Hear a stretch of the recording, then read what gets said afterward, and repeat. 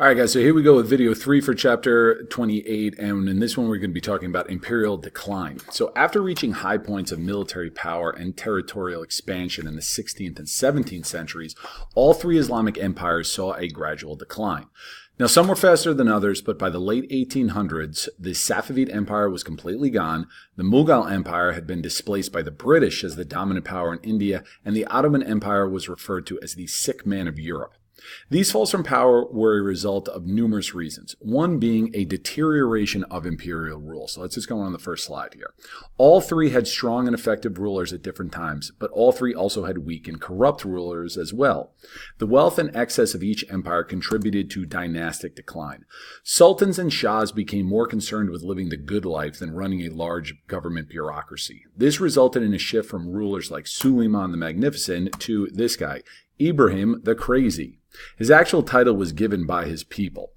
Rulers like Ibrahim overspent and therefore overtaxed.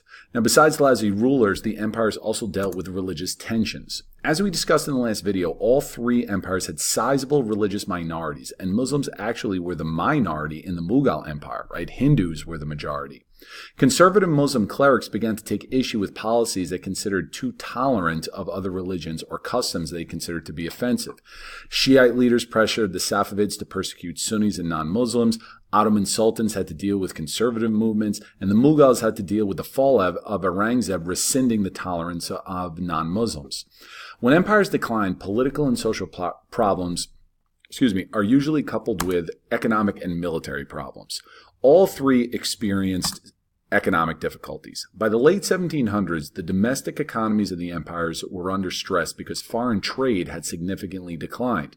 Europeans were becoming the dominant force in world trade, right? You see these major European trade routes by 1750, the big ones of Spain, Portugal, England, France, even the little Netherlands. They're dominating trade routes that were typically monopolized by the Muslim empires in the Middle East and even India. Southeast Asia spice trade dominated by Europeans. I mean, the Atlantic slave trade, that was only monopolized by Europeans. So the old Muslim empires, they were falling out of their top spot on the trade world. Also, large militaries cost money, and the empires weren't conquering new lands. Eventually, the empires couldn't even hold on to their previously held territories anymore. Overall loss of revenue usually results in government raising taxes. This brought in some immediate money, but it angered the people, and the government didn't really do anything to address the problems long term. Now, as I already mentioned, coupled with the economic difficulties was military decline. The Islamic empires didn't actively try to improve their military technologies. The empires were using European technology even in the 14 and 1500s, but they had enough wealth to keep purchasing weapons and ammunition from European suppliers back then.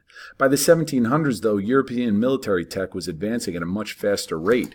Right? Here's a picture of a European cannon from the 1700s. This is an Ottoman cannon from the 1700s, which was the exact same as a European cannon from the 1500s. They were falling more and more behind. And this was mostly because the Islamic empires didn't have the money to purchase any of these new European weapons.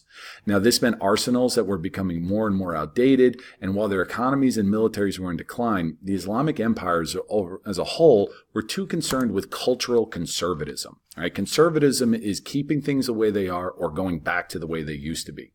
Europeans were showing a tremendous amount of interest in the Islamic world in the 16th and 17th centuries. And for the most part, though, the Islamic world did not reciprocate that interest, and they ignored important trends happening in the outside world. There were some exceptions, such as Piri Reis, right? Okay, so I say here, he is an exception. Piri Reis was an admiral in the Ottoman Navy, and he was an accomplished cartographer. And a cartographer is a map maker. He made accurate maps of the Indian Ocean basin so the Ottoman Navy could use them in both trade and conquest, as well as an early map of the Atlantic Ocean from consulting early maps made by Columbus. Overall, though, this interest in the outside world showed by Piri Reis was the exception, as most Muslim scholars and leaders showed either a lack of interest or outright disdain for the infidels. As a result, they remained largely ignorant of foreign developments. They just didn't really care about what was going on in the outside world. There was a certain amount of ethnocentrism and condescension, and a lot of it was based on religion because they considered the Europeans to be infidels, as I just said.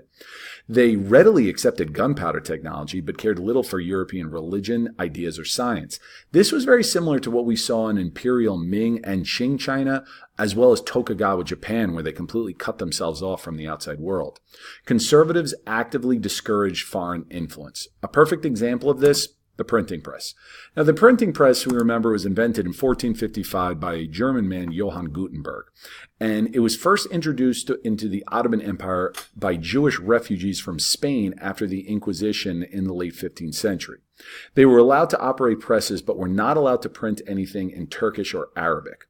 This language ban remained in effect until 1729, and it wasn't until 1784 that an actual Turkish press was opened. Similarly, in Mughal India, the press was brought by the Portuguese in the 1550s, but it didn't become widespread until the British conquered India 300 years later. So generally speaking, the trend throughout the Muslim world, no to printing press. They did not want anything to do with it. Some of the opposition to printing was stylistic. Arabic is an artistic language when written in calligraphy, so readers preferred the elegance of handwriting, especially for the Quran. That's, somewhat feasible, but it also, this banning of the printing press, it reflected a fear of the widespread use of books. And that's a common thing you see in conservatives, not just during this time in the Islamic world, but throughout all of human history. More books means the spread of new ideas, and conservatives deem that to be dangerous. Okay, so you definitely see this cultural conservatism being a backwards trend in the Muslim world during the 17 and into the 1800s. Okay, so that will wrap things up for chapter 28.